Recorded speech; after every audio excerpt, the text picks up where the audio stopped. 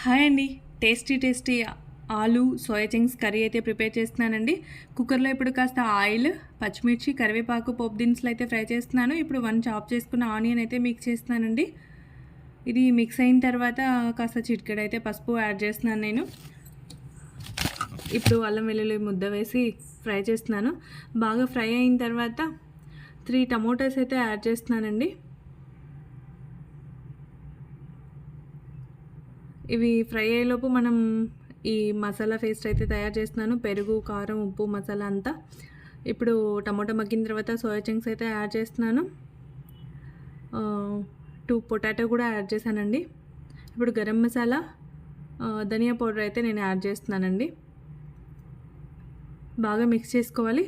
Mix చేసుకున్న తర్వాత ఆ మసాలా పేస్ట్ ఏదైతే ఉందో మనం ప్రిపేర్ చేసుకుంది అది ఇందులో యాడ్ చేసుకోవాలండి.